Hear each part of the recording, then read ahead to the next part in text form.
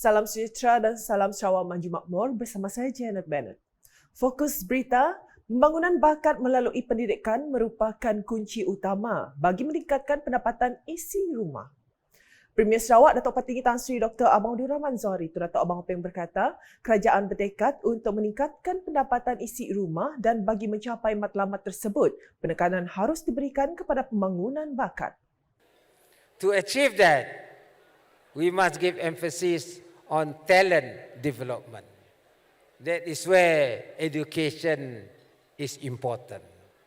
What is important now is for us to get our children studying the latest technology available. Beliau berkata demikian pada Malam Gala Persatuan Clan Shu ke-20 peringkat dunia di Miri pada Sabtu. Datuk Patinggi Tan Sri Abang Zohari menambah, negara China adalah destinasi terbaik untuk melanjutkan pelajaran, maka ia menjadi sebuah kerugian sekiranya masyarakat tidak belajar bahasa Mandarin. Because China is the second economic power in the world. That in our religion, Islam, our Prophet says, if you want to seek knowledge, go to China.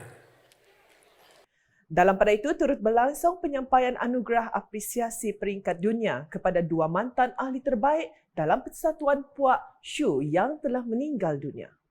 Difahamkan acara tahunan yang menghimpunkan lebih 700 orang ahli Persatuan Puak Shu dari seluruh dunia termasuk Malaysia, Singapura, Indonesia, Taiwan, China, Hong Kong dan Thailand ini bertujuan untuk bertukar pendapat, budaya serta merapatkan silaturahim sesama ahli keluarga Clan Shu. Terdahulu pada hari sama, Datuk Patinggi Tan Sri Abang Zohari telah menyaksikan pemasangan tugu warisan atau The Inherited di Miri City Fence.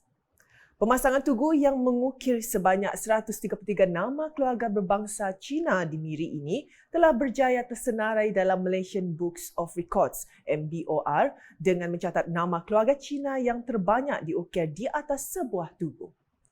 Difahamkan Persatuan Puak Koh Yang Shu bahagian Miri telah menyumbang dan mendirikan tugu ini sempena Convention Clan Shu Dunia ke-20 yang diadakan di Miri dari 15 sehingga 17 Disember ini. Menariknya, tugu berbentuk seperti layar dan daun ini melambangkan tradisi Cina yang mengejar masa depan di samping mengingati ajaran dan budaya nenek moyang terdahulu. Selain itu, reka bentuk tugu yang diilhamkan oleh unsur-unsur budaya tradisional China ini juga mencatat lebih 500 nama keluarga Cina di seluruh dunia. Kekal dengan perkembangan di Miri, masyarakat perlu sentiasa berjaga-jaga dengan kehadiran penyakit demam denggi dan juga penyakit rabies. Menteri Pengangkutan Sarawak Datuk Sri Lee Kim Shin berkata, kes demam denggi dan penyakit rabies amat berbahaya dan telah mencatat kadar kematian yang tinggi. Tegasnya, rakyat perlu mencari langkah proaktif untuk menghindari wabak-wabak tersebut. Kes-kes denggi Miri pun masih ada.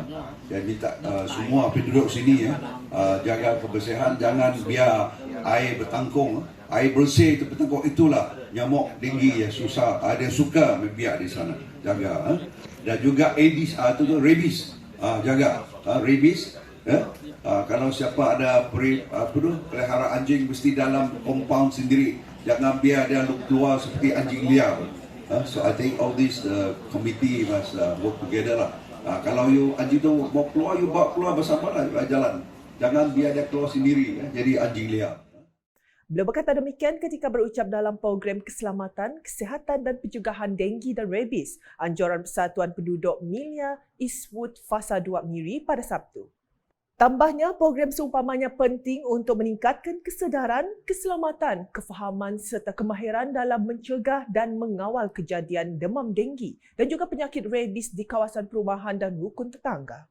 Sementara itu, Datuk Sri Lee mendedahkan akan memberi pertimbangan wajar serta kelulusan lanjut segera untuk permintaan yang dimohon oleh Jawatankuasa Penduduk.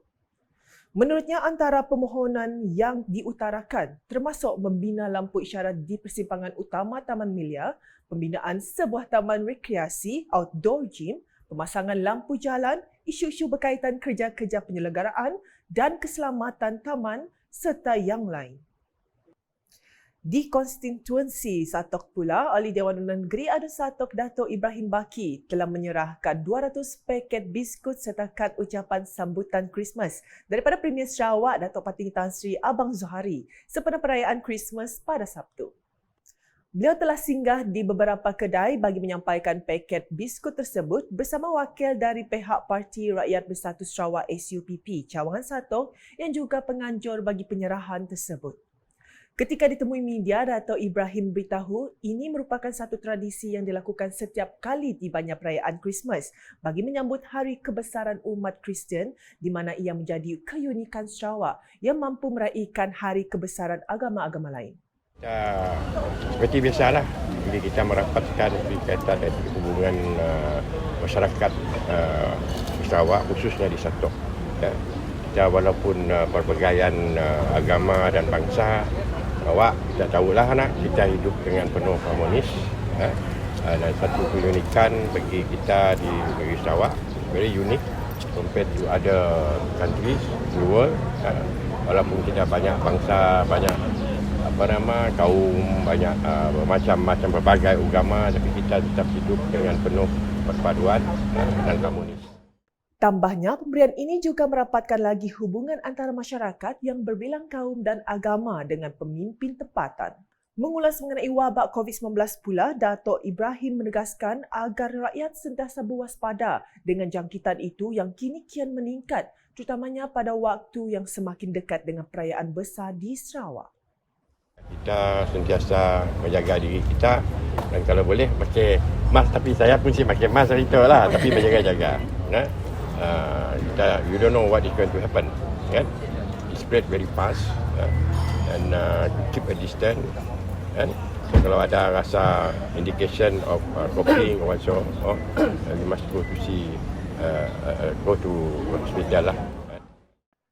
Manakala Miri Marathon 2024 yang akan berlangsung pada 3 Mac tahun depan menyasarkan lebih 7,000 penyertaan dari pelbagai lapisan masyarakat dan komuniti di mana setakat ini sebanyak 4,200 penyertaan sudah didaftarkan.